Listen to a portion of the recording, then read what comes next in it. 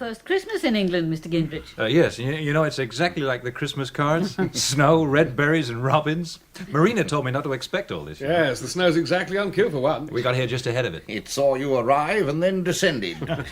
Of course, you must remember Mr. Gingrich is one of America's finest magicians. Perhaps he arranged it all himself. Perhaps it's one of his illusions. No, I'm good, but not that good. Colonel Victor Grace threw a party last Christmas at his home in the Westmoreland Hills. It's a plain but substantial house, built of the local stone and standing in a somewhat overgrown acre of garden, 3 miles from the nearest village and 11 from Bexonholme railway station. 4 guests were invited for the holiday weekend. The Colonel's daughter-in-law, Marina Grace, her friend and partner, Mr. Fred Gingrich, known as the modern Houdini, our chief constable, Lionel Munro, and finally, myself. I am the Colonel's sister, by profession a forensic surgeon employed by the Home Office, spinster, somewhat scarred of face, living alone. It was a luxury to be pampered by Victor's servants. I think especially of the cooking of his man, Albert. But one of our party had little appetite at dinner on Christmas Eve, Marina, who asked to be excused quite early. I remember the young maid, Ella, in her brown uniform, leaving the room towards the end of the meal. I must reconstruct what happened next, because there's no direct evidence. But it seems that Ella entered the library with a tray of coffee cups. She placed the tray on a table. And then, imagining herself safe from interruption, she began rifling my brother's desk. She had not found what she was after when the French window behind her was suddenly thrown open from the outside. Oh, my God! Oi, what's this then? My God, Albert! Well, is this how you say thank you to the man who got you out of prison? Pilfering his desk? I ain't pilfering. Blimey, my body's stuck in, Albert. What are you doing in the garden at this time of night? I was having a scout round for Dr. Watson. He's still missing? He's vanished into pure air. The Colonel's doing his nut. The lights were blazing in here. Haven't you got enough sense to draw the curtains if you want to go robbing him? I tell you, I ain't robbing him. I just brought the coffee cups in. They're having it in here. And then I thought, well, if nobody was around, I thought I'd sneak a look at me report. He was writing it this afternoon. What report? Parole report. Oh. The one he sends in once a month. Telling him if I've washed my neck every day and not cost nobody over the skull. Why, have you? What? Cost somebody? No, but I might do in a minute. Well, why are you so anxious to see that report, then? The Colonel had me in here this afternoon about that £5 that's gone missing. Oh, Lord, yes, the milkman's Christmas box. Here, you didn't nick it, did you? I didn't even know it was there. The old clot's asking to be robbed if he leaves a £5 under a milk can at the end of the drive. Any old tramp coming up the lane could take it. Now, listen, Ella. If you did nick it, he knows. He can tell with one look. Those big blue eyes come up and bore into you and click. He knows. Well, the big blue eyes are lying this time. Still, he'd shot me though, wouldn't he, Albert? If he thinks you nicked it, he will. To him, there won't be any option. You see, he gave his word. Oh, no, he couldn't go back on his word to save me from 3 more years inside, could he? Why did he tell the parole board he'd take me on if he don't even trust me? Look, I'll tell him I took the blooming £5 myself, if you like. Say I saw it blowing away down the lane and thought I'd put it in my pocket for safekeeping. Now, how's that? Honestly, Albert? Well, you know my reputation. Oh, thanks, Albert. I'd do anything for a damsel in distress. He can only give me a rollicking. Now then, get this desk tidied up. And chin up. It's Christmas tomorrow. Now, come on. Give us a quick kiss under the mistletoe. What mistletoe? Oh, blimey, use your imagination. Good evening, Albert. Evening, Doctor. Congratulations on the meal. Really splendid. Oh, thank you, Dr. Grace. Come on, Gingold. In you go. Thank you, sir. Albert, why are you dressed up for going out? I've just been having a scout round for Dr. Watson, sir. Oh, good heavens, he's still missing. Yeah, you'd better have another look. See if he's got locked in one of the outbuildings. Oh, very good, sir. I'll go out through the window, if that's okay, sir. Yes, carry on.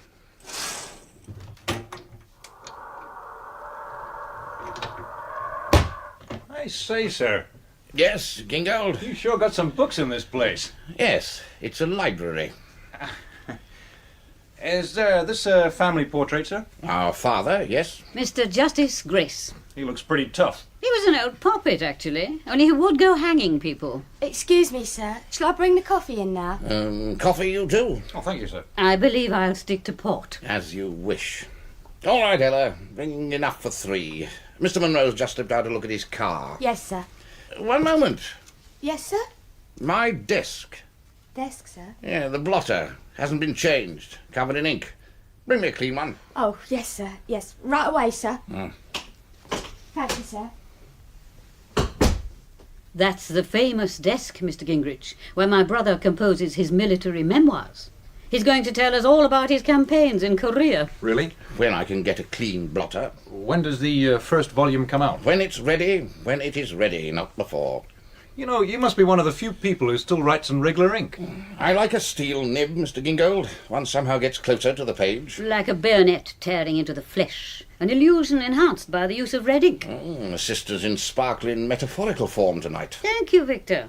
By the way, Mr. Gingrich here is named Mr. Gingrich. I'm well aware of that. Then don't keep calling him Mr. Gingold. Gingold? Why should I call him that? I don't know, dear, but you keep doing it. I think you're mistaken. Why don't you all just call me Fred? Vanessa, don't you think you'd better go and see if Marina's feeling better? Oh, yes, I had. No, I shouldn't bother too much, Dr. Gray. She often takes a nap around this time. Well, I'm sure she doesn't often leave the table in the middle of dinner to do it. No, well, I guess the food was, just a little rich for her tonight. The truth is, we're not used to eating quite so, well, grandly. What's that? Are you saying that Marina doesn't get enough to eat? We've been living on tea and dry toast since we got to London. Tea and dried toast? Tea and dry?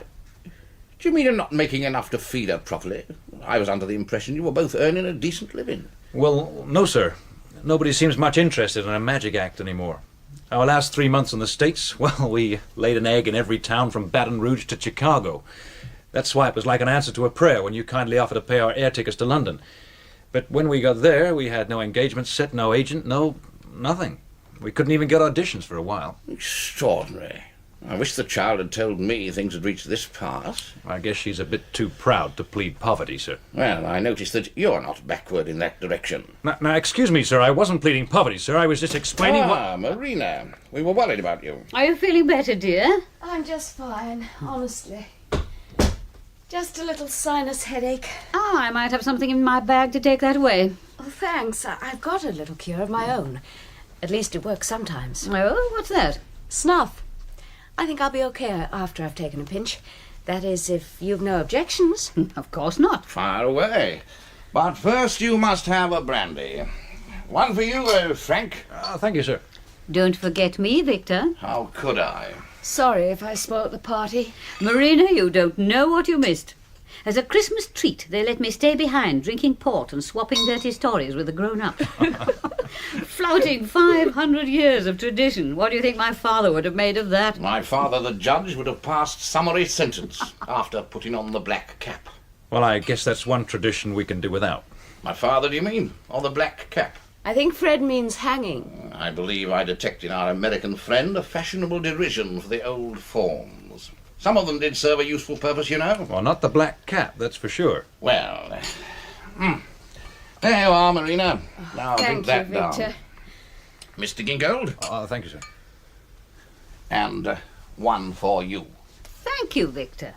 Your good health, my dear. And here's to father's memory. Yes, the old judge. Bless him. The old judge. Cheerio and happy Christmas, everybody. Happy Christmas. You didn't join in the toast, Greengage. Come, we're not drinking to the hangman's noose, you know. My word, for a man who delights huge gatherings with his exploits, you seem to have very little sense of humour. But I'm not a comic, Colonel. No. You're an escapologist and illusionist, and a very fine one.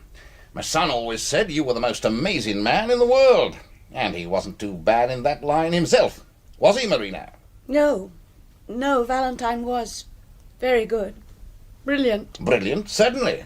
And brave. Brave as a lion. God love us, it bites your face off out there. Your car all right? Well, I've given it some antifreeze and I could do with a drop myself. Yeah, brandy do the trick. You're a mind reader. Oh, there we are. Good-o. Bless you. You're just in time, Munro. We've somehow strayed onto the subject of hanging. Have you really? Always a popular notion. Tell me, Greengage, have you ever tried hanging? In my act, do you mean? Well, certainly not in real life. No, I mean standing on the trap in full view of the audience, manacled, noose round the neck, lever pulled, bingo, down you drop out of sight. Audience gasps. And then, hey presto, up you pop, shinning up the rope, unmanacled, fresh as a daisy, and on to the next trick. No, I never chanced my arm at that. Your arm? Why not? Too risky? No, sir. Too sick. Yes, I'm with you there. Not that he wouldn't drag 'em in. Public toppings always were a big draw. Quite so. And has it ever struck any of you that abolishing hanging has led to a steep decline in one of our finer arts? You mean the art of breaking necks? Well, that too, Mr. Grimethorpe. But what I had in mind was the art of murder. Every murder had to be a masterpiece when one slip led to the scaffold. The noose, you know, nourished an entire school of quite splendid women poisoners. Artists, every one of them. Why, women as a class have virtually ceased to practice murder. Yet it's the only art at which they've consistently excelled men. I tell you, an accomplished young lady in our grandfather's day was expected to do 4 things properly: music, drawing, needlework, and murder. Oh, well, may you laugh. But the trouble is that, as in life, so in literature. And the abolition of the rope brought about the total disappearance of the truly gripping whodunit. You see, if our fictional murderer doesn't risk his neck, the entire flavour is gone. So you see, all our lives were made the poorer when we cast off the old hemp necklace. Excuse me, Colonel, I think you're talking out of your hat. Fred. Oh, dear. You'd like to bring hanging back, so that more subtle killers could rise up to baffle you, to titillate you? Oh, you must think I've got bats in my belfry. No, Mr. Gingham, I'm just lamenting the death of the detective story, that's all. The vintage crime puzzle. The really decent British murder. That's what I miss. Victor boasts he has the finest collection of detective fiction in the country, you know. I'll find Gingold a good one to curl up with in bed. Yes, an early Agatha Christie or a Clifford Kitchen. Or perhaps a Michael Battle. Well, no thanks, it's not exactly my scene. You don't like detective stories? I think they're absolute hokum. Oh, dear. From what I can gather, they're just cobbled together by frustrated old females with some kind of kink. Oh? Well, what's so funny? Nothing at all. Do go on. Well, some disfigurement that stops them looking at the world square on. Excuse me, are you referring to some actual physical disfigurement, like the scar on my face? Oh, gosh, no, look, I'm sorry, I just wasn't thinking. No, that's all right, I'm used to it. But I was just interested to know whether you meant a physical scar or an emotional one. Look, forget it, please. I guess I was just spitballing. Mr. Gingold, are you familiar with the detective stories of Michael Battle? Oh, Victor, do put a suck in it. No, just a moment. It's my house. Michael Battle, Mr. Gingold. All right, Victor, I'm off to bed. Hey, what's going on? I just wondered if you'd read anything by Michael Battle. Okay, yeah. Well, no. I once started one of his books in hospital. There was nothing else to read, but I couldn't get past page 2. Ah, now that is a great pity. Allow me to introduce you to Michael Battle. What? How's that? Permit me to introduce my sister Vanessa, alias Michael Battle, author of 76 Little Babies dressed in primrose overcoats. Oh, no. Is this true? I'm afraid it is. Oh, my God. Look, if I said anything offensive, I apologize. No, it's my brother who should apologize. He has a rather infantile sense of humour. Do forgive me, Mr. Gingold. An old soldier can never resist laying an ambush. Coffee, sir. Ah, thank you, Ella. I can't believe it. What? Vanessa, Michael Battle. It's incredible. Did you know Mr. Munro? As a matter of fact, I did. I'm her greatest fan. No, you're not. I am. Vanessa, I'm just overwhelmed. Not half as much as me. Do you mind if we change the subject? Where on earth do the stories come from? I've always wanted to ask. They're just a sublimation of my violent tendencies, I think Fred would say. No. No, I just think of a situation, a set of characters, think of who it would be amusing to bump off, and then do it. Yes, but where do you find your characters? Well, they're all round us. I mean, for example, look at us. We have all the ingredients of a whodunit here, don't we? One of Victor's vintage crime puzzles. And it's just as Fred says. The cast comes straight out of the property basket. The peppery colonel, the vinegary spinster sister. The salty policeman. Well, yes, the complete cruet of suspects. and all laid out on a starched tablecloth of snow. And who else have we here? Oh, yes, the mysterious snuff-taking beauty, the touchy young American escapologist and knife-thrower. Hey, am I touchy? Oh, yes. The former burglar turned Batman turned butler. Coffee, Dr. Grace. Oh, thank you, Ellen. Oh, blimey, my body's sticking. Oh, sorry, Doctor, I thought you had hold of it. No damage, Ella. It's all gone in the saucer. Oh, I'll get you another. See, we even have the comic maid who says, blimey, my body's stocking at every little upset. You don't mind being called the comic maid, do you, Ella? It's only a little game we're playing. It's not my place, Doctor, to mind anything. Your coffee, Doctor. Oh, dear. Thank you, Ella. Will that be all, sir? Yes, Ella, you can run along. Oh, dear. It's not my place, Doctor, to mind anything. Now, you see what I mean about characters from stock. The maid, of course, has been known to be the murderer. Does anybody mind if I take my snuff now? We'll all watch with great interest. And don't make me laugh or you'll have me spilling it. Now, open the lid. What a pretty box. Yes, gold. Of course, Marina could be our murderer. Oh, drat! Whoops-a-daisy. Oh, I'm sorry, it's got a loose hinge. Oh, Victor, I'm afraid it's made a mess of your carpet. It's only a spot, child. That'll soon brush up, as long as you've got some left. Oh, yes, plenty. Now. There. Would anybody else like to try some? Well, I'll take a pinch before I go to bed, if I may. Might stop me snoring. That's it, snuff. You're the victim, Victor. You die by the ingestion of snuff containing a poison which leaves no trace. What do you think of that? It's not to be sneezed at. It could almost qualify as Munro's perfect crime, eh, Lionel? Munro, you know, has the ambition of wanting to commit the perfect murder. The natural reaction against being a policeman all one's life, poor chap. How do you know I haven't done it already? 3 or 4 times. I'm such a blinding expert that I never leave a clue. My victims appear to have died from chicken pox, senile decay. At any rate, something completely orthodox. No. America speaks. No, as I figure it, if you really wanted to commit the perfect murder, that wouldn't satisfy you. A murder that nobody even suspects is a murder. Of course. Anyone cracked enough to attempt the perfect murder, purely for his own sake, would make sure it was a very obvious murder, just so that he could have a good gloat as the police stumbled about looking for it. Oh, sure he would. What's so funny? I was just reminded of a curious newspaper headline I once saw in Tibet.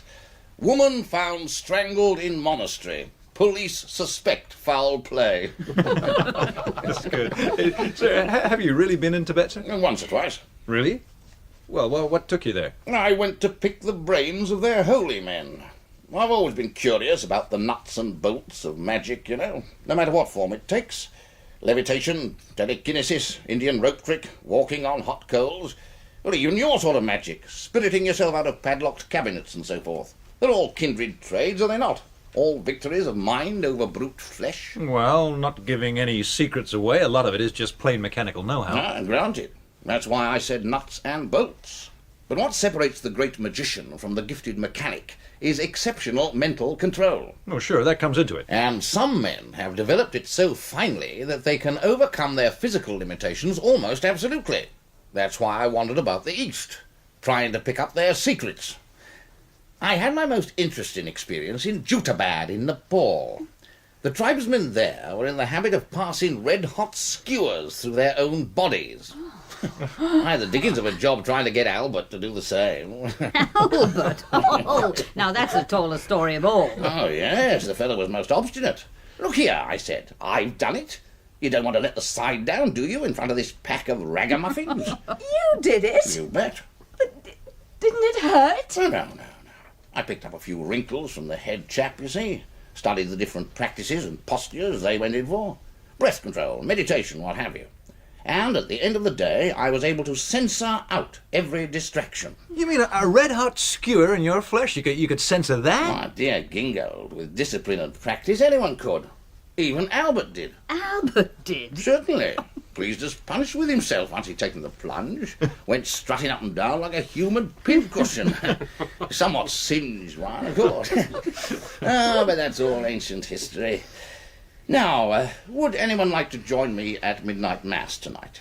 Have you seen the roads, Victor? Look, I licence? No, everywhere. Yeah, I nearly took a toss coming in from target practice. Oh, well.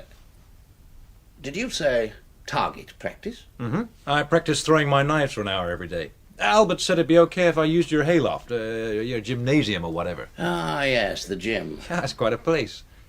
Who uses it? Oh, it's just an ancient stables I fitted up for boxing and physical training. I like to do a bit of sparring with Albert. Keeps us both on our toes. And I believe little Ella goes in for lifting the dumbbells up there. Extraordinary, what? Of course, I'm on the injured list at the moment, with this stupid gout. So I have to content myself with battles of wit. Ah, yes, by the by, I've something rather splendid in that line for you tonight. Jolly good Christmas game. Oh, no. Can I be excused? I loathe games. Wait till you hear the prize. £1,000. Victor, is this one of your merry pranks? Excuse me, sir. Your clean blotter, sir. Ah, yes, just put it down over there. Yes, and then you can stay and listen. Yes, sir. Because Ella can play this game too. Albert can. You all can. And the winner collects £1,000. Yes, £1,000 if he succeeds in entering this room undetected. Better than a motto from a Christmas cracker, what? Now, you see, in selecting a decent party game, the good host must consider the various talents of his guests assembled, and endeavour to tailor the prank accordingly. So I gave this much thought, and came to the conclusion that most of my guests this weekend had in common a certain expertise. Oh, yes, and that is? Why? Breaking and entering.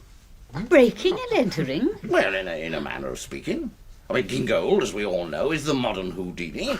And Marina, like all the best magician's assistants, can vanish and reappear elsewhere, apparently at will. Now, Ella is a practiced prison breaker, and so, once upon a time, was Albert. As for our friend, the chief constable, I don't know if you're aware, but he had the habit in wartime not of breaking out of German prisons, but of breaking into them and getting others out. And now he's regarded as our most eminent authority on criminal methods of breaking and entering. And you'll pay £1,000 if they can enter this room? You must be dotty. Not completely. I take it there's a concealed hazard. Oh, not concealed, because I'm about to reveal it. Now, you see the little glass-fronted box I've set into the wall, Yeah. and inside it a button? Well, some kind of fire alarm, isn't it? Not exactly. Let me show you. If I remove the glass safety shield, thus, and then press the button, presto! The music begins to play, and the button lights up as a red warning signal. But warning of what? A guillotine. A guillotine? Would you like to see? Press that button, will you, Munro? Then it'll be safe to open the door. Very well. All clear now. You can open the door, Gingold. Or perhaps you'd rather I did. Okay. What can I lose? Only my head, I guess. Okay. Well, I guess I keep my head. Now, take a look at the top of the door frame. Well, well. What is it? There's a groove up here about a couple of inches wide running all the way along. Feel inside with your fingers. Careful, it's awfully sharp. Oh, my God, there's a blade up here. Say, do you mean this thing can drop? Naturally. It's a guillotine. Oh, charming toys you play with. What's holding it up? Electromagnets. And you mean they can be switched on and off by that little button on the wall? It fills the doorway with a curtain of electronic beams. If they're broken by someone trying to enter or to leave, the magnets are cut and the blade drops. Chop. Oh, you gotta be joking. Say, this is one big bluff. Possibly. Perhaps the blade can drop. Perhaps I'm pulling your legs. Well, isn't that the essence of a first-class game, the uncertainty? At any rate, anyone wishing to win the big prize has been warned about the door, and I think we'll have it closed. Now, then, of course, there's the window. The same mechanism operates the most appalling alarm bell if the window is so much as touched. Ah, I see you're looking at the fireplace, Munro. If you're thinking of entering down the chimney, I must tell you the fire will be made up with ash logs last thing at night. And I think we'll put one on now. There we are. And I'm afraid there are no secret passageways connecting with this room, no priest holes hidden behind the panelling, or trapdoors under the carpet. Oh, first class, Victor. I'm glad it tickles you so much, Munro. They've swallowed it, Victor. Every one of them. But not you. Just watch this. Press the button, will you, Gingrich? I'm going to open the door. Oh, sure. All right, here we go. Hand on the knob. Now, what are the lines? It's a far, far better thing... Lionel, don't touch that door. Oh, too late. I'm touching it and I'm going to open it. Just watch. What's that? Press the button, please. Someone at the window. I imagine that's Albert trying to enter at the window. You know, Munro, if I were you, I should be thanking him dearly. All right, Albert. In you come. Sir? Sir, I'm afraid I've got some bad news. Bad news? What's that? On your hands? It's blood, sir. It's Dr. Watson. Dr. Watson. Hurt? Dead, sir. Somebody's killed him. God, what? Knocked down? No, sir. Somebody used a knife on him.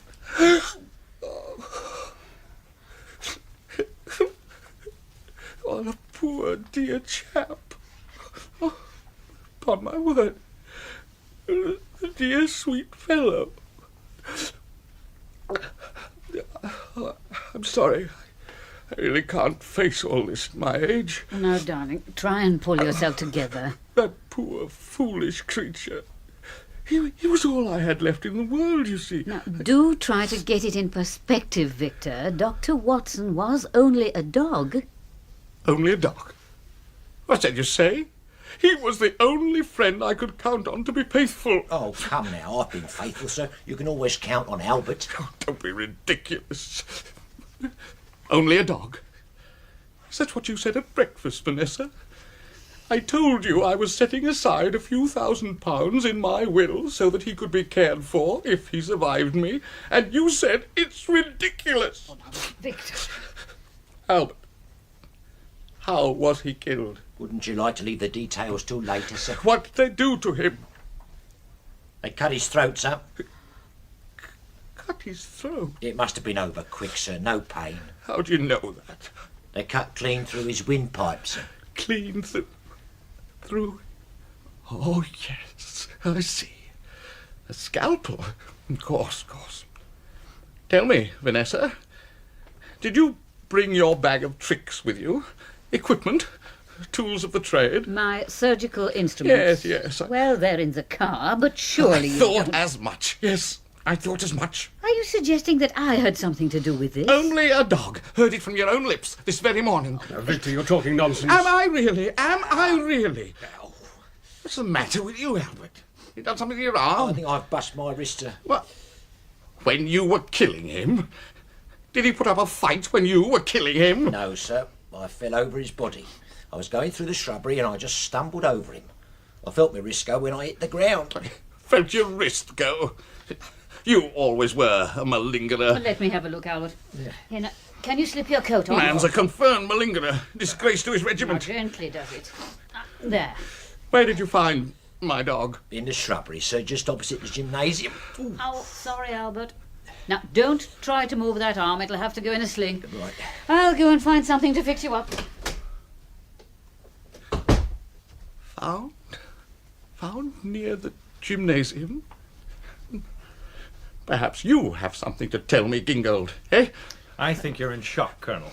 You've lost your cool. Cool? What language is this? I think you could use a good night's sleep, sir. With respect. I guess we all could. Could I clear the coffee things, sir? Coffee things?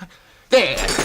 Damn you! They're cleared. Oh. We have had a bereavement, Ella. This is a house in mourning. Blimey, Christmas too. I knew something come along and spoil it. What was that? This scarf should do the trick, Albert. Oh, someone dropped the tray. No. Wait, Vanessa. I beg your pardon? The sling can wait. Oh, don't behave like a spoilt child. I'm going to put you all out of here in a minute. What? Yes, you can attend to that malodorous malingerer out of my sight. Excuse me, I think I'll say good night. No, Marina. Stay. Yes. I want all of you to stay. I will sit at my desk and talk to you like a headmaster. You know, I'm not a man noted for the tenderness of my feelings. I'm an army man. For a long time I've been fed up with our species. A wise man once said, "Out of the crooked timber of humanity, no straight thing ever was made." A man looks for loyalty. Well, you'll never find it among men. That much I learned. Only among animals. You see, animals have no possessions. Yeah, I think that might be the answer. Now then, look at this. My will. Disposal of my possessions.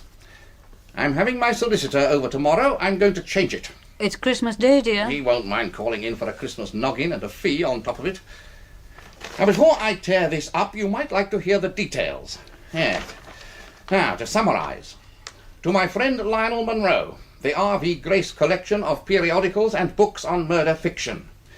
To my sister Vanessa, I bequeath this house in which she grew up, and 10,000 a year. To my cook Batman, Albert Congleton, £10,000 for faithful service. To my bloodhound dog, Dr. Irrelevant now. To any other employee in my service at the time of my death, that will be Ella, 5,000 by way of notice. The rest of my estate, valued at something like 190,000 the last time I inquired, to my daughter-in-law, Marina Grace. And now, there, in pieces. Sir, permission to speak, sir? One sentence. Won't I be getting my cut, sir? Not a penny. Neither will any of you. It will go to less treacherous animals. Oh, sir, even 10,000 is not a lot at the end of the day. It's hardly what I'd get as redundancy money, sir. I've nothing to add. Now, if you'll kindly leave me, I'll draft my new will. I only want my fair cut, sir. Go. All of you. As if anybody wanted to stay. Oh, come on, Ella. Bring the tray and then off to bed. Righto, Doctor. Are you sure I can't get you a sleeping tablet, Victor? Do try to be in better form tomorrow, darling. It is Christmas Day. Good night, dear. Good night, all of you. Well, good night, old boy. Come on, Gingrich. Just hold on one moment. Colonel Grace, could I ask just one question, sir? Is the bet still on? Please get out of my sight. Sir, is there anything I could get you? A nice cup of cocoa? No. Whatever you say, sir. There is just one thing, sir. Well, does all this mean we won't be wearing funny hats tomorrow? take this fellow away, please, Munro. He is giving me a headache. And no more disturbances. Come along, Albert. But we've always had paper hats, sir. Albert, blow. Good night, sir.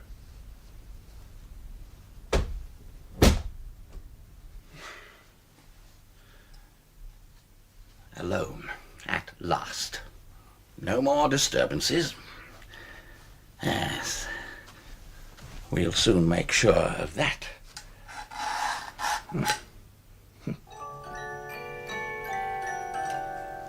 Will we be wearing funny hats? Funny hats? Why not? The clowns, prancing and cavorting in their funny hats.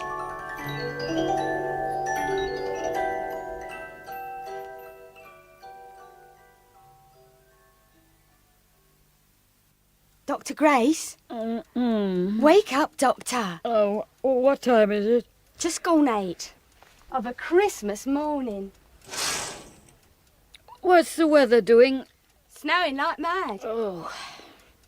Doctor, Albert sent me in to say the Colonel ain't slept in his bed. What, my dear? Albert thinks he might be, Well? well, in the library. Library? The door's locked. We can't get no answer. Did you take a look in through the French window? Well, I tried, sir, but the curtains are drawn. Victor! Victor, are you in there, old boy? I've been trying that since 7 o'clock, sir. And the French window's locked? Yes, sir. Then we'll have to break it open. Well, what are we waiting for? I could open that window with one finger. Hello, good morning. Morning. Morning. Well, a Merry Christmas. Many of them, Dr. Grace. No sign of my brother? It looks as though he's still in there. You mean he's been in there all night? Listen, the music's still playing. Music? Oh, yes. Could have had some kind of turn. We were just about to go in through the French window. I'm on my way. That's all right, Gingrich, I'll do it. Look, it's my profession. You don't want it damaged. It's my profession, too. Nobody in there till I've taken a gander, please. Okay, I'll come with you. No, I'd much rather you all stayed here. Don't jump if you hear the alarm. It'll just mean I've got in. Excuse me, Dr. Grace, shall I start getting breakfast? Oh, just leave it for a few minutes, Ella. Is Mrs. Grace up yet? No, Doctor. I went in to call her, but she was sleeping so deep. What do you mean, sleeping deep? I couldn't rouse her. I think she must have been tired out, sir. Yes, she had a very trying night, the poor lamb. How's your arm this morning, Albert? Well, I couldn't manage a proper wash, Doctor. It's stiffened right up. It's a good job it wasn't my right arm, or I would be in a mess. Yes, well, I'm afraid you're stuck with that sling for a while. Oh, there. Mr. Munro's inside. He's switched it off. And he switched the guillotine off, thank the Lord. Guillotine?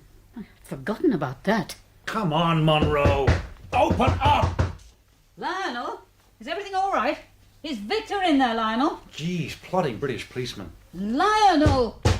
Open this door. Now come on at once. I'll count 10 and then I'm going round there. Well, Lionel? Vanessa, Well, is he in there? please go to the drawing room. I'll be with you shortly. What? I'm coming in there. Vanessa, I must ask Can't you just tell us if he's in there, sir? Lionel, he's dead, isn't he? Vanessa, Let me past. as you wish. The others were drawn after me into the room. My brother lay face down at his desk. His right hand rested on the white blotter.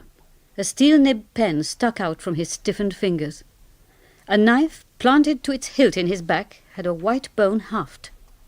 The winter light fell upon several dark splashes on the deep blue carpet where last night's coffee had been upset. Towards the centre of the room was a small gingery stain left by Marina's spilt snuff. In the fireplace a log smouldered away, reduced almost to ash. On the top of the log there rested a burnt sheet of paper, burnt to grey ash, but recognisably a sheet of paper. Say, listen, could I own up to something right here and now? Well? That's my knife in his back. One of my throwing knives. Now listen, is somebody here trying to put me on the spot? Now, why on earth should they try to do that? Hadn't somebody better ring for the police? Not for the moment. Oh, but Lionel... Not yet. A gang of policemen barging about might obscure things, not make them clearer. The atmosphere of a murder is rather quick to evaporate once the wind blows in. But we're obstructing the course of justice. I'll take the can for that. Have you any idea how long he's been dead? I'm sorry, I must ask. I should say about 6 hours. And it's now 8:15. That would make it 2 a.m. or thereabouts. Possibly longer. The room's quite warm. And then could we say 1 o'clock at the earliest? I think so. There's one thing I am sure of. Yes. He was killed by a left-handed man. Wait, now why left-handed? How can you possibly know that? It's quite clear, Fred. Huh? You see the angle at which the knife enters the body? Yeah. It was driven upwards into the left side of the back with a distinct bias to the right. Do you see? Where a right-handed blow would have a bias to the left. Death would have been instantaneous. If the knife went into the heart, yes. But I can't be sure of that for the moment.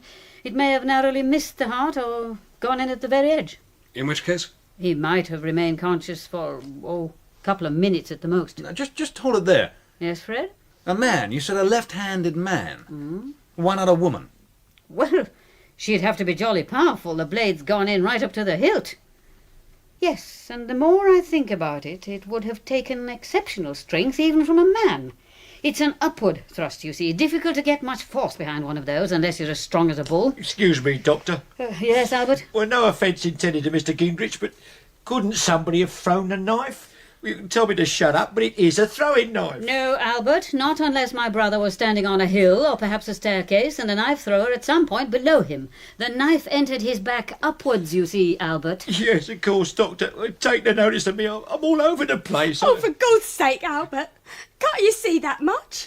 He was stabbed as he sat on his stool. Somebody crept up behind him and let him have it. Thank you, Ella. We must all try to remain calm. Hello, everybody. Happy Christmas. Victor! No, Marina. Marina. Marina. Oh, my God, she's passed out. Here, Munro, come on. Help me get her onto the sofa. Couldn't you have slapped her face or something? You're supposed to be a doctor. Well, that's a good way to break a person's nose, nothing else. Besides, Mr. Gingrich, I don't believe in hitting a pregnant woman. Pregnant? You know? Well, she told you? There was no need. Fred. Yeah, okay, baby. Just lie back. Everything's gonna be fine. Fred, what made you do it? What made you do it? Now, look, don't fret yourself, sugar. I didn't do a thing. Your knife, that's your knife. Yeah. Marina, now stop this. Albert, Yes, Doctor. we'll all feel a lot better with some breakfast inside us. Breakfast now, Doctor. So if you'll pop along and make it, you too, Ella. He can't manage by himself with that arm. Very good, Doctor. Come on, Ella. Fred. Yeah? But why would anybody use your knife? How could they get hold of it? Where did you keep it? Up in my room. There's a whole case of them. Set of 13. The case was in the dresser. And do you keep the case locked? Why should I? No. And your room was unlocked? Well, it's not an hotel. So anyone could have walked in and taken one? Sure, they could have taken a lot. I sincerely hope not. Slip up and see if the case is still there, will you? I sure as hell will. And Fred, Yeah? just one question. Okay. Are you right-handed or left-handed? Oh, so that's a pitch. Well, of course you're not obliged to answer. Right-handed or left-handed, he's neither. What's that got to do with it? He's neither. He's both. He's ambidextrous. Ah, I see. Oh, you think you do. And you, Marina, which hand do you use? Now, that's enough grilling for this morning, Munro. I'm right-handed. Why? I don't understand any of They this. reckon the old boy was killed by a left-hander is all. They what? Oh. Yeah, I guess I'm in a one-way lobster pot, even if it turns out he was killed by a right-hander. Okay, now you listen, Munro. I'm going up now, and I want no more pressure on Marina. No more questions. You got that? Yes. Good. You think he did it, don't you? Well, you're wrong. Do you want to know why? Because Excuse me, breakfast in 5 minutes, Doctor. Oh, good. Oh, Albert, Yes, sir. it doesn't happen to be your best arm that you've injured, does it? Pardon, sir? You're right-handed? Oh, yes, sir. Thank God I didn't bust that one, eh? Otherwise it'd have been one of Ella's burnt offerings for breakfast. And Ella, which hand does she use? Right hand, sir, I think. No, half a mo, left hand. No. Oh, well, blow me, that's queer. I don't know, sir. Ask her to step in for a minute, would you? Very good, sir. And to spare you the embarrassment of asking, Lionel, I'm right-handed. Yes, Vanessa, I've known that for a long time. Just as I've known for a long time that you're left-handed. I'm flattered that you'd have taken the trouble to notice. No trouble at all, my dear. Ella to see you, sir. And I've taken the liberty to bring this sheet, Doctor, to cover up the remains. Oh, yeah, but thank you, Albert. Now, Ella, Yes, sir. just a little question I've had to put to everybody. Are you right-handed or left-handed? Why? Just answer the question. You can't make me. Anyway, I'm a right-hander. I am, always have been. Thank you. That's all. Sir, Hmm? that was a fib, sir. Oh, dear. I'm left-handed, sir. Well, bear up, child, so am I. The best people are, you know. Anyway, sir, couldn't have been Ella, because she got up in the night... Well, do go on. Oh, sorry, it's nothing, sir. Oh, come on. Well, sir, it's just that... You see, sir, our rooms are on the same landing. Now, if Ella had been knocking about, sir, in the middle of the night, I'd have heard something. When you were fast asleep. Well, yes, sir. Blast it, Albert, let's have the I'm truth. telling the truth, sir, so help me. Oh, it's no good, Albert. It'll all have to come out in the end, so you might as well own up You now. hold your tongue. Oh, don't be a great ninny. Albert was in bed with me. Well, there's no law against it, is there? Oh, I'm sorry, Dr. Grace. We was only sharing a room. Oh, blooming idiot. Well, I'd better put this sheet over the remains now, Doctor. May I, Yes. if Ella could give me a hand? Yes, of course. Right, Ella, All right, Albert. we'll cover him gently. Well, I think it's time we called the police, isn't it, Lionel? Listen, Holly, 2 more knives are missing. Fred. Hello, darling. You feeling better now? 2 more knives missing? Yeah, there should be 13 in that case. There are only 10. Are you sure? I tell you, there are only 10 in my knife case. That one on the Colonel's back makes 11. We're a number 12 and number 13. Why should anybody want 2 more knives? I hate to imagine. Sir? Mr. Munro? Yes, Ella. Have you seen this chalk mark, sir, on the Colonel's back? Chalk mark? Only very faint. But it's definitely chalk, sir. Where? There, sir. On his jacket, sir. Just where the knife's gone in. Yes. Just as if somebody had chalked a little cross on his back. You're right. And the knife enters where both lines meet. A sort of target, sir. As if somebody had marked out that spot to it and then thrown it. Yeah, look. I'm sorry, Mr. Gingrich. I didn't mean anything. Shall we cover him up now, sir? A chalk cross? Yes, cover him, please do. Gently. Soon have you coming up nice and warm, sir. Albert, stop blubbering. And a bit more sheet over this side. We don't want it to slip him off him. Half a mo. You take a look at that. Eh? See this? On his blotter. Oh. Sir, Mr. Munro. Yes. There's some writing on the Colonel's blotter, sir. Red ink. Just like a couple of words or something. Where? Well, I must have just moved his arm a bit. There, sir, see? His arm must have been hiding it. Can you make out what it says? Well, it's just some meaningless fuzzy blot. Sir, could you hold it up to the mirror? My dear young woman, you've been reading too many penny dreadfuls. Better leave it there for the forensic chaps. I am a forensic chap, and I rather agree with Ella. Can you slide the blotter out? Yeah, I think so, Doctor. Do. Beg pardon, Colonel. If I could just move your wrist a bit, Colonel. Gently, does it? Out it comes, Colonel. He could have written down the name of the one who done it. Yeah, that was a clean blotter last night. Give it to me, Albert. Thank you. Can you make out what it says, Doctor? Please, please. Now, if you wouldn't all crowd on top of me, I might be able to. Doctor, I think it says lion and moon. Lion? Moon? Half a mo. That's not lion, it's... No. Never. But it is. Lionel Munro. Oh? Ludicrous. Why, this is perfectly ludicrous. Let's just assume that it isn't, shall we? No, let's not. Assumption is the lazy mind's excuse for avoiding real work. Hammer tonight is over, Fred. It's time I took full charge. You must be joking, of course. You want us to put the monkey in charge of the banana stand? Monkey?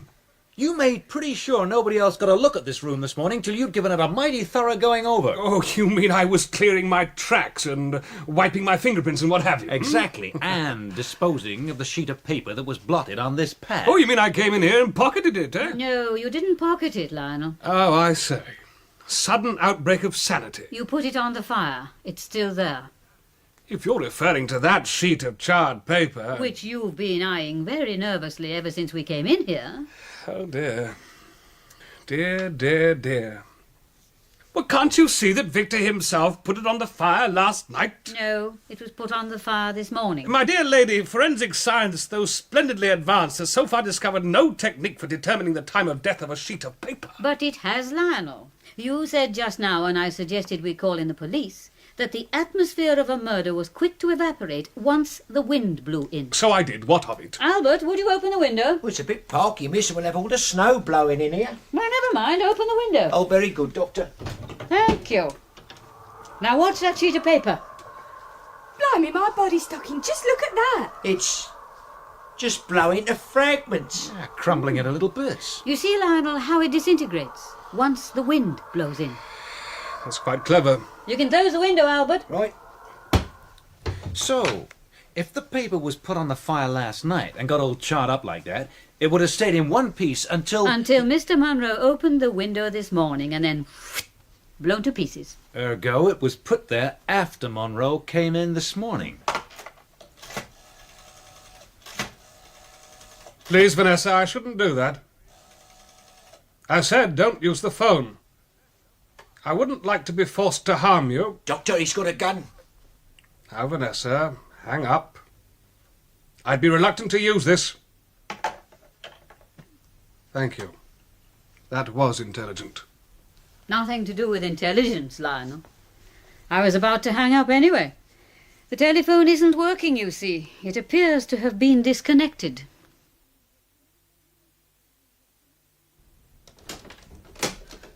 Oh, you. Marina, do come in. Where are they all?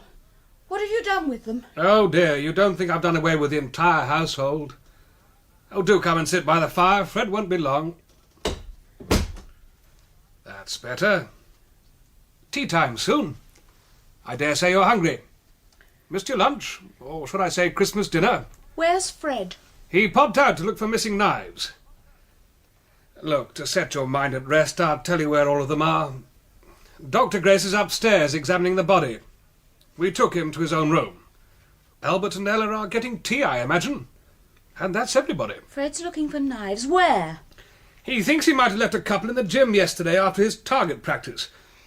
You're shaking your head. Fred never leaves a thing lying around. No, that's what I thought. Are you feeling better after your rest? Rest? Awfully sorry I gave you a shock. Producing a gun. I passed out, didn't I? Yes. First thing I knew, I was in bed. Yes, Vanessa was trying to make me drink something, a sedative. So you've had a refreshing sleep? No. When she left, I emptied it down the wash basin. Oh dear. You don't trust Vanessa? I don't trust anybody in this house. Trust me, please. Trust you? After turning your gun on us? Not my gun. The Colonel's gun. Found it in his desk. There was no option. I couldn't have a set of country bobbies crashing about. They'd raise a very poor team on Christmas Day, you know. Do you know what I'm reading? No. I've been going through Victor's desk. Came across these manuscripts. I took them for his memoirs, but apparently there are no memoirs. Do you know what he's been writing all these years? Detective stories. Victor? Oh, yes. Only the poor chap doesn't seem to have had very much luck with them. Letters of regret from publishers, rejection slips. He was obviously no Michael Battle. Are you a fan, by the way? Of detective stories? I used to be. Valentine was keen on them. We used to have bets on who could spot the villain first. Valentine didn't try his hand at writing them. Seems to have been a family failing. No, he was interested in the theory, but he never wrote one as far as I know. The theory? Yes, the theory of the first suspect and that kind of thing. Theory of the first suspect? Yes, that's where the writer throws all the suspicion on one character early in the book. The reader tosses it out as a false trail, but the first suspect has done it all the same. Oh dear, in this case I suppose that would be me. No, my dear, you might just as well say the butler did it. Excuse me? Well, and here he is. Come on in, Albert. We're just talking about you. Oh, I thought my ears were burning, sir. I was just saying that the butler did it. Oh, go on, sir. You get worse for keeping. Still, it's nothing to joke about, is it, sir? And what makes you think I'm joking? No, sir. Very good, sir. Did you want something? Oh, yes, sir, it's Ella. She's going to do a bunk if we're not careful. She's just gone up to get her things on and pack her bag. All right, skip it, Albert. I can speak up for myself. What's all this, Ella? I'm clearing out of here, that's all. Have you seen the weather? That's what I said, sir. It's a night to make a black dog walk in white. So what? I'd rather die of frostbite than a knife in the back. Someone else is going to get done in here before the night's much older. And it ain't going to be me. I'm going straight to the police and put all my cards on the table. And I'll tell the absolute truth this time, so help me. Haven't you told us the truth? Have you been hiding something? I'm saying nothing more in this house. There's not one of you I feel safe with. And I ain't stopping here with faces staring in at the windows. Faces at the windows? What do you mean? There was someone at the window goggling in at me. And don't say I made it up. When was this? Not 5 minutes ago, in the kitchen. I was cutting the bread with me back to the window and suddenly I felt these eyes on me back. Oh, I tell you, it made my skin crawl. And then I turned round and there weren't nobody there. Just a hole in the snow where somebody had brushed it off the pane and looked in. Well, it was probably our friend Gingrich. He's knocking about outside. Oh, thanks a million. Is that supposed to make me feel better? Not to worry, dear. It's only the mad knife thrower on the prowl. Very well, go. But if you think there's a maniac at large, I think you'll soon be sorry you set off. Oh, what can I do? I ain't going back to that kitchen. How do I know she's not waiting to jump out on me? She? With that face. She could have you chopped up into meat cutlets before you knew where you were.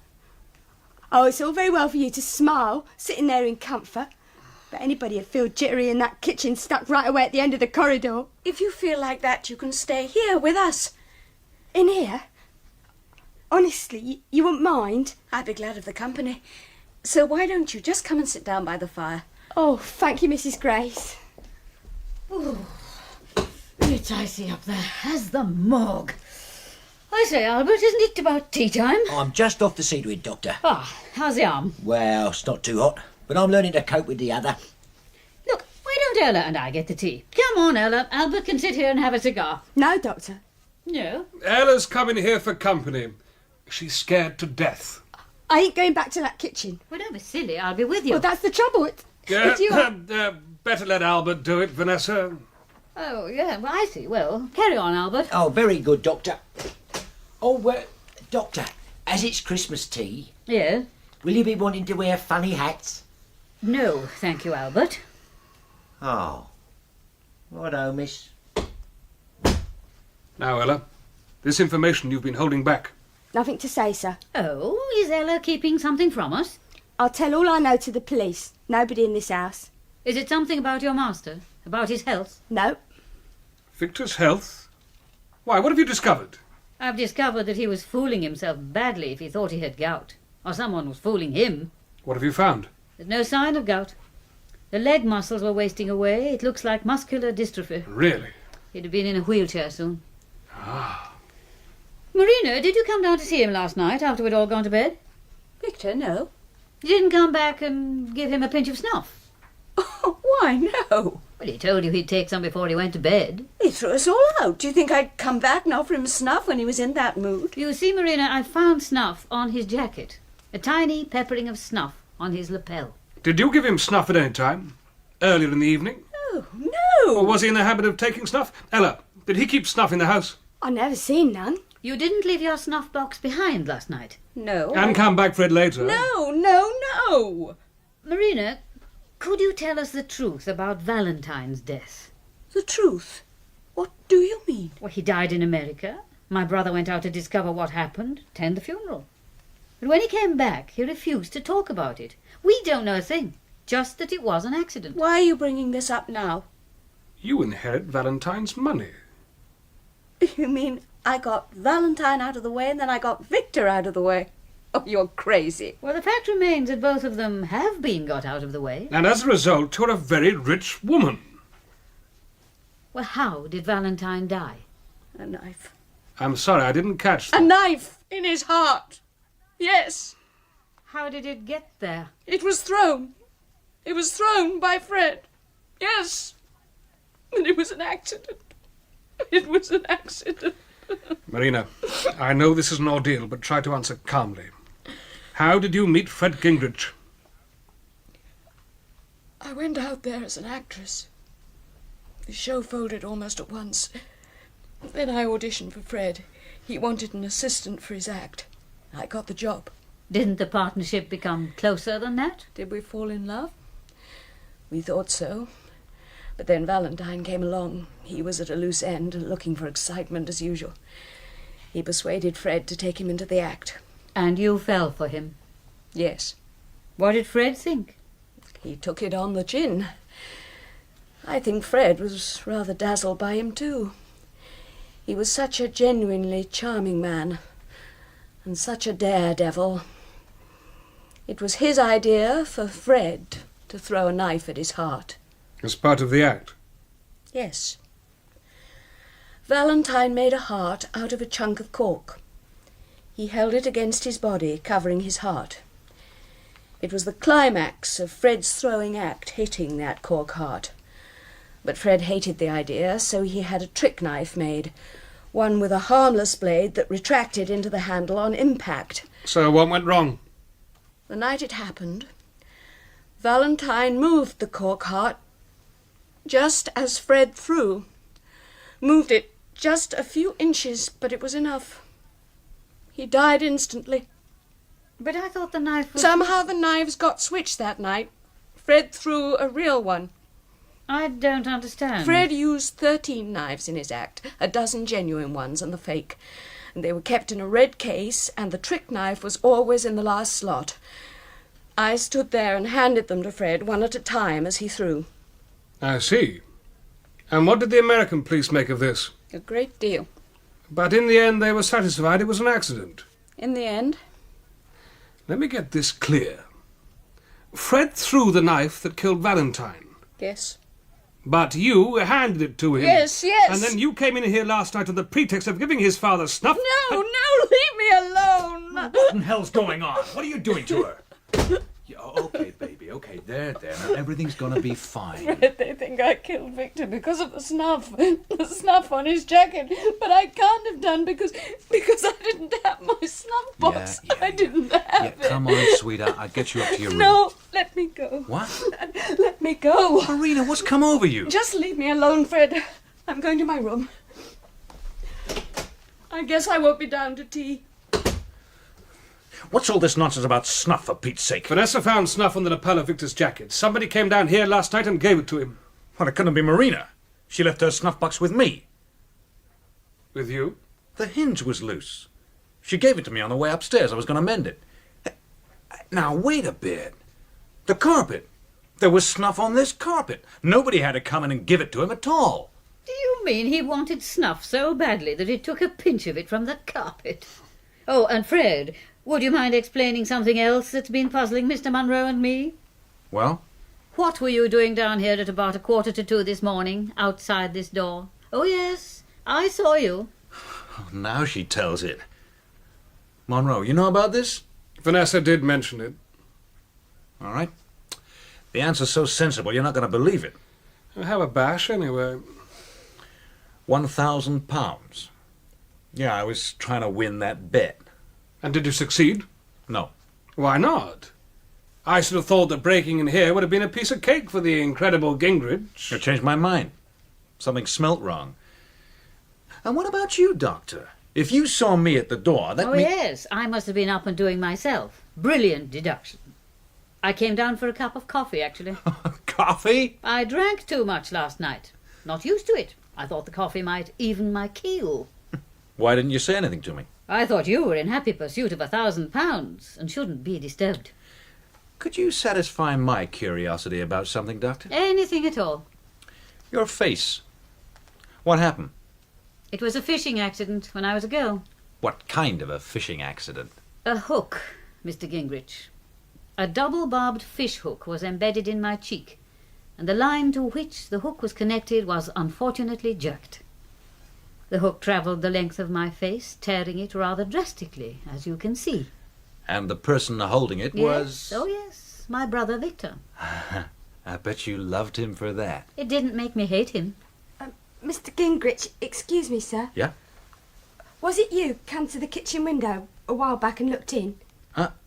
Oh, yeah, I was on my way back from the gym. I guess I lost my bearings. Snowing fit to choke a horse. I saw the window all lit up and looked in to check where I was. Hey, say, did I scare you? God, I thought it was Jack the Ripper. Well, gosh, I'm sorry. Hey, but listen to this, Munro. I was forgetting.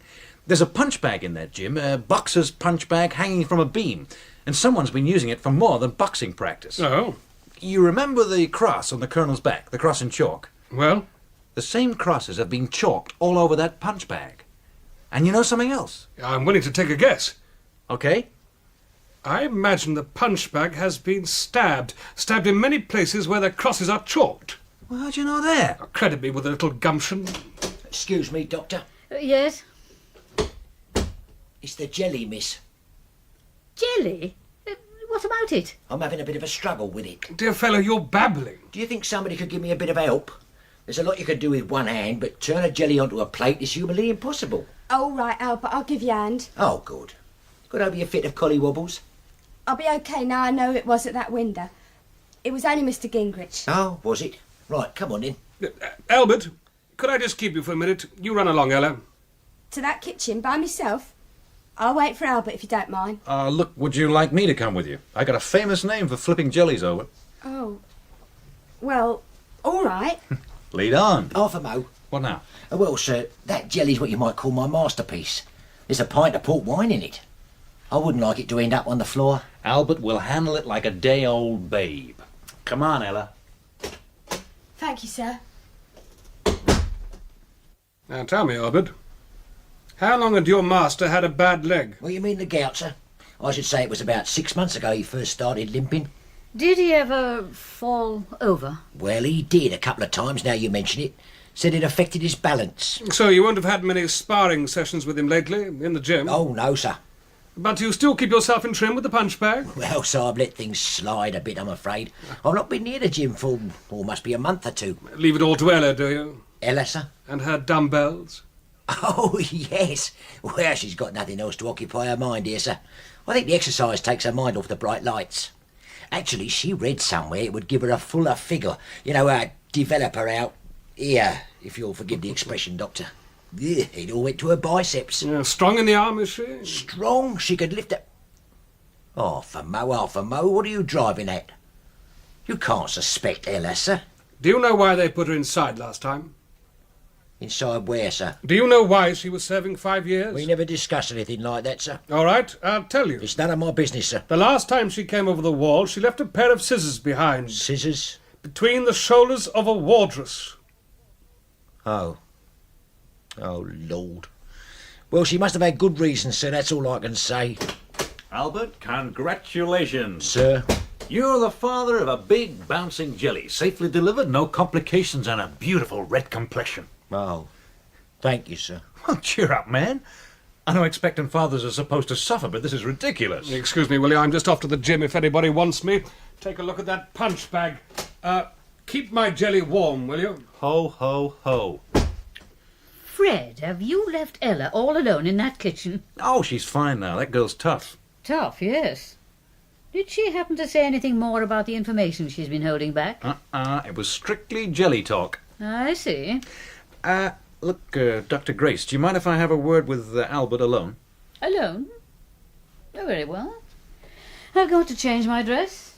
Put on the party velvet. Why not? Right, Albert, listen. We've got to move like a streak of lightning.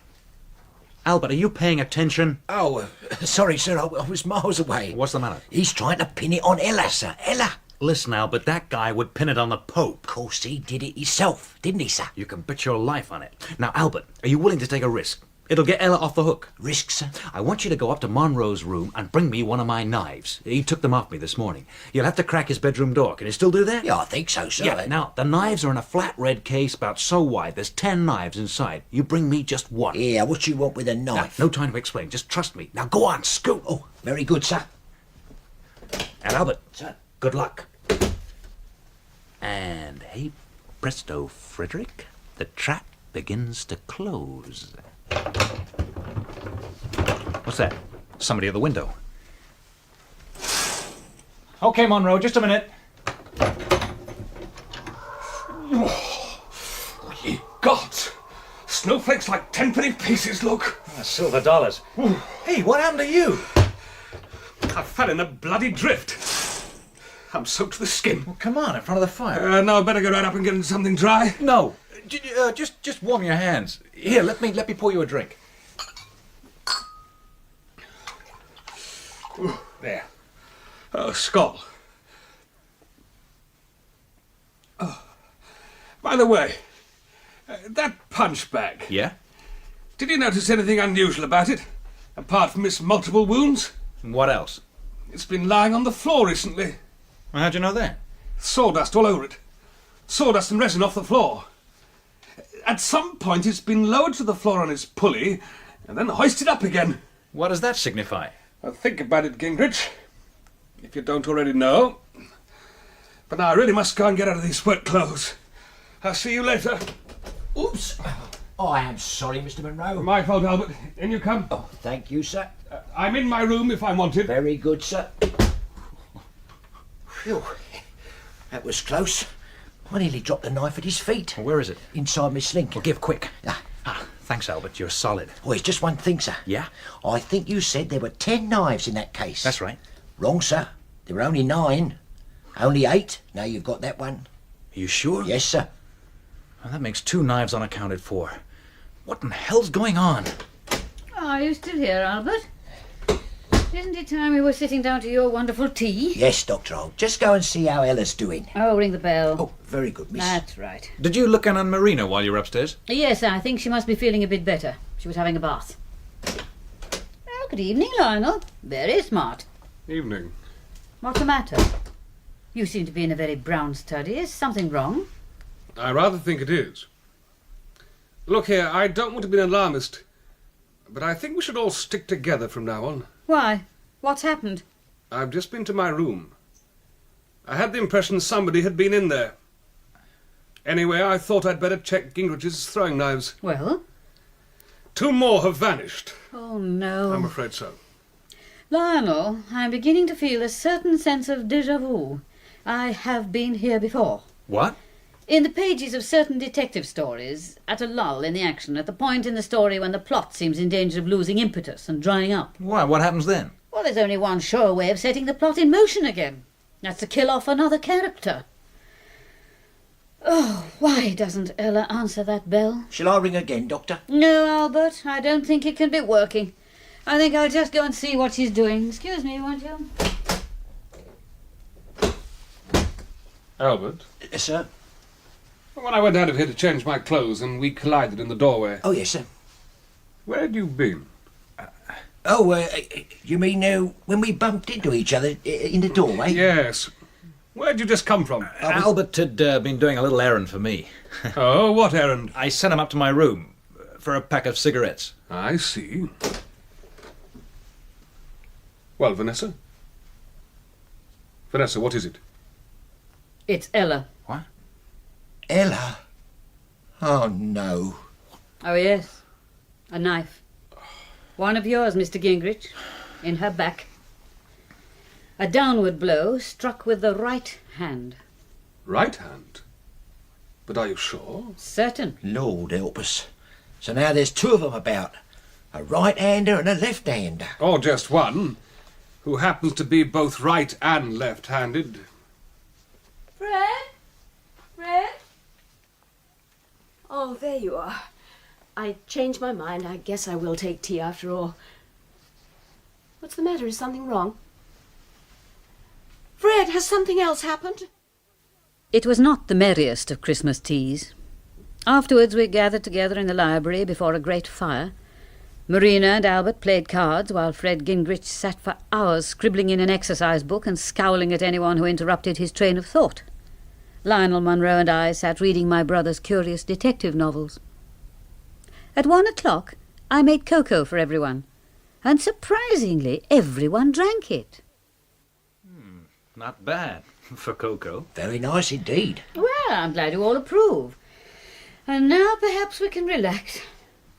So I put down one of Victor's manuscripts somewhere. And what was it called? Died laughing. You died laughing? Oh, yes. Here it is. Oh, thank you. I'm reading one called Relatively Dead. Yes, he had a certain knack for titles, if nothing else. Yes.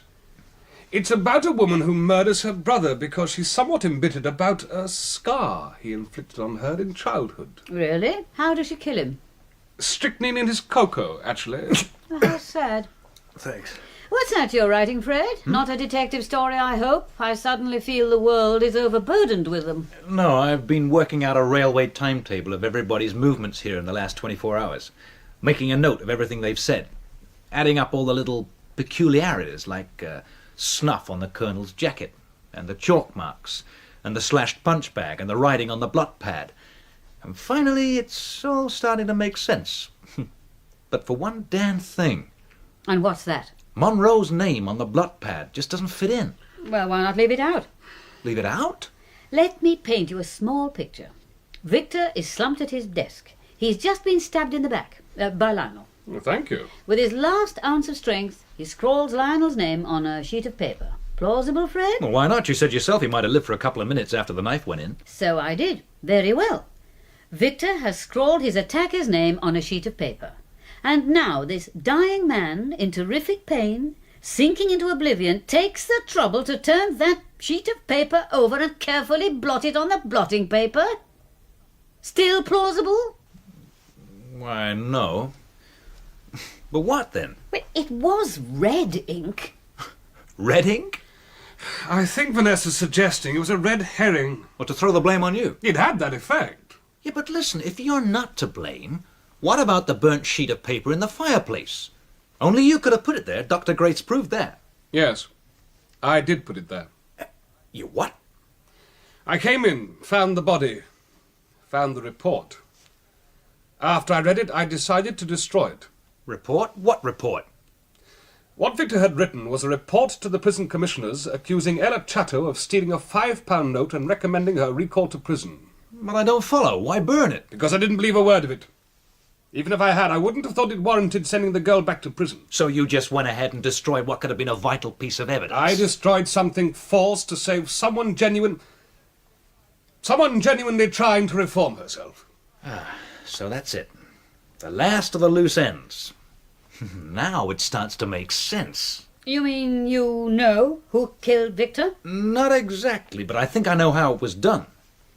Well, are you going to share this discovery? I'm sure we're all on tenterhooks to know. I'm sure you are, Dr. Grace. Can I demonstrate? You never caught my act, did you? The incredible Gingrich. Well, now's your chance. Imagine you're in the theatre. Up with a curtain and presto, Gingrich stands before you. Good evening, good evening. I am going to need one assistant. Could I have a volunteer from the audience? Oh, come on, folks. What's wrong? Isn't there one good sport out there tonight? I don't mind having a bash, sir. Ah, gentleman in the front row. Splendid. Give him a big hand, please. Will you step forward, sir? That's right. Up you come. Your name, sir? Albert Congleton. May I call you Albert? Yes, sir. That's fine, Albert. Now, before we go any further, I bring out the snuff. There. And sprinkle a little smidgen on the carpet about here, I guess. Yeah, there. Fine. And now, ladies and gentlemen, you've all got to imagine I'm Colonel Grace. Everybody got that? Have you got that, Albert? Yes, sir. Right. It's 1:30 in the morning. I've kicked everybody out because my dog's dead and it's made me sore. So what are you doing in here? Me, sir. You, Albert? Get out of here. Never darken my library again. You want me to leave the room, sir? Sure, out with you. Scoot. Right you are, sir. Oh, Albert. Yes, sir. You wait out there 3 minutes, then knock on the door. 3 minutes. Very good, sir. Okay, scram. Okay, folks, now what? Oh, yeah. I lock the door. Slip the bolts. There, that's that. And now the window.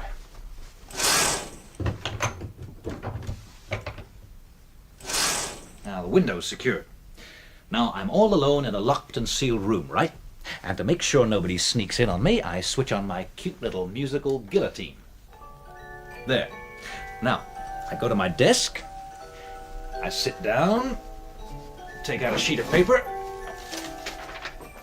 dunk my pen in the red ink, and write a report to the prison commissioners.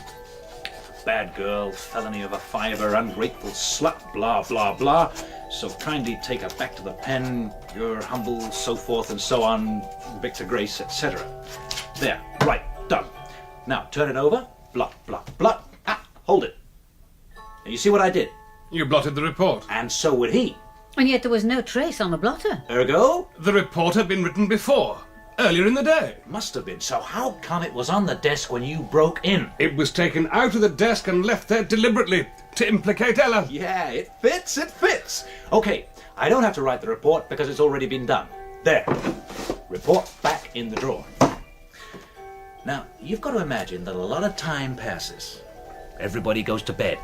Snow falls silently. Owls call. I'm in here alone for an hour or so. And then there's a tap on the door. Now listen. I want none of you to interfere during what happens next. Not a peep, okay? Just don't butt in, not even if the heavens fall. And remember, I'm Colonel Grace. Yeah, who's there? It's me, sir. Albert. Just a moment. And now I have to cut the music. Otherwise, I cut Albert. There. Now I let the good man in. Come in, Albert. Oh, thank you, sir. Just a tick. Albert, I'll switch the guillotine on again so we won't be disturbed. There. Now, are you ready, Albert? What for, sir? I'll show you. I've got something hidden away here. Under my armpit. Oh, what's that, sir? This. A knife? Yes, one of that frightful fellow Gingold's throwing knives, Albert. Well, take it. Go on. There. What am I to do with this, sir? Just hold on to it for a moment. There's one more piece of writing I've got to do. What are you writing, sir? The name of my old buddy, Lionel Munro. Right, now blot it carefully. There, leaving a neat impression on the blotter. All right, Albert. Throw the original on the fire, will you? Here you are. Very good, sir. Is it all right? Yes, it's burning. Well, give it a poke to make sure. All gone, sir. Good. Now what? Oh, yeah. My report on Ella. There. I leave this so, on top of the desk.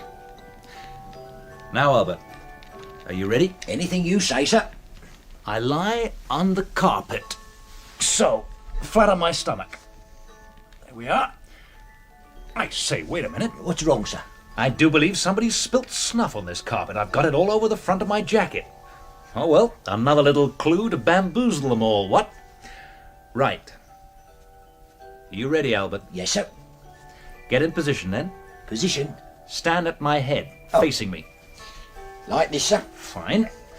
Now, have you got the chalk? Chalk? Oh, no. Oh, that's all right. I've got a piece here in my pocket. There you are. What do I do with this, sir? Find the spot. Pardon? Bend over me and prod a finger into my back. Oh. You're looking for the heart. Yeah. No. Higher. Yeah. Bit to the right. Yeah. Ah, there. That's it. Now, chalk across there. Done it? Yes, sir. You've got the knife? Yes, sir. Good. Now, stay just as you are, facing me. Now, bend over me and make a practice stab at that cross on my back. Like, this, sir. That's it. Fine. Now, I want you to raise that knife really high. You doing that? Yes, sir. Right above your head? As high as it'll go, sir. Now, just think of the strength you could get behind a blow like that. All your weight coming down on top of me. The knife will go right in, see? Up to the hilt. Yes, sir. You mean like this, sir? Oh, my God, man, you've killed him. I'm sorry, Mr. Gingrich, but you did ask for it, sir. Fred, oh my darling! No, Mrs. Grace. Stay where you are. It's too late to help him. He's as dead as a doornail. Not so fast, Albert. Blimey. I've still got 2 minutes left before I peg out, remember? Fred! Now, quiet, Marina. Stand up. I'm dying, but on my travels out east, I've learned to blot out pain. So I totter over to the wall, switch up the guillotine. So, now it's all clear for Albert to go out through the door. He slips out, and I lock it, shoot the bolts home. Now I stagger back to the guillotine switch, and presto, sealed off from the world. And now over to my desk. I sit down, pick up my pen, then I die. Like so. How's that, Albert? Very good, sir. That knife. This? That's a fake, old chap. A trick knife, Albert. You mean I went upstairs into Mr. Munro's room and bought you a fake knife? No, I broke into the room before you and stole it myself. I don't get it. Why send me up to steal one? There is no way a one-handed man can crack Munro's door. I was testing you. Fred, Albert is a one-handed man. That sprain of his, it's certainly not a counterfeit. Yeah, but Albert shared a certain trick with his master. He can blot out pain. You bust that arm deliberately, right? Yes, sir. I just put it in a door and twisted it. You're as cracked as a lump of moon rock, aren't you, Albert? No, sir. I've just been following orders like a good soldier. It was all up with the Colonel. You know that, Doctor. No future except as a cabbage on wheels. So he thought he'd go on one last campaign. Campaign? With what object? To lumber you with a murder conviction. To lumber me? He lumbered down here everybody. Oh, no, sir. As the Colonel saw it, at the end of the day, when all the false scents had been blown away, the police would have to zero in on you. Who else had already put his knife into one member of the family? Who else had a history of passing through locked doors? Who else stood to marry a rich heiress? And Ella? Was killing her part of his campaign? No, sir. Regrettable, that. But Ella was the only one with anything against me. We worked out the alibi we'd been in bed together. She thought it was protecting her, 'cause naturally suspicion would fall on a girl with a violent record. At least, that's how I put it to her, sir. When she said she was going off to tell the whole truth, I had to shut her up. Put yourself in my position. And you killed the dog? Dr. Watson? Yes, sir. Colonel's orders. I thought he was so fond of it. Too fond to risk it going to a bad home or pining away. Wanted it buried alongside his own body, he did. Oh, I hope somebody will see to that. Wanted me dead and buried with him as well. Said I was his faithful hound too. But I said that was carrying faithfulness beyond bounds. And all this because he thought I murdered Valentine? Because he knew you did so. He was wrong, Albert. I don't think so, sir. But he was. Valentine killed himself. No, madam. Yes, Albert. I could never tell Victor this. Valentine made me swear. But Valentine went through life in a constant state of terror. I know, I saw him. I had to nurse him through the nights when he couldn't sleep, when he lay whimpering and trembling at the thought of all the risks he'd run during the day. He'd always had to prove to his father that he was braver than anyone else. It was all an act for his father's benefit. And his biggest fear was that Victor would find out the truth. Until in the end he couldn't go on pretending. He switched the knives himself. He left his heart unprotected deliberately. That's the truth. Well, Albert, what do you intend doing now? Well, I've been thinking about that, sir. As far as I can see, there are two options. I could shoot you all, or I could make you a nice pot of tea and some goose sandwiches. I don't know which. Sandwiches, Albert, definitely. There's a bit of port wine jelly left. Oh, gosh, terrific. And mince pies with rum butter inside. Oh, what a feast. After all, it is Christmas, isn't it? Right. Stay there. I won't be a jiffy. Albert, you get away from that door. Door, sir? Listen, there's music. You haven't switched off the guillotine. There is no guillotine, sir. Just one of the Colonel's little pranks. He told me himself was all a blind. Had you fooled always, didn't he? Are you sure? Just watch me open it and walk out of here. Oh, God!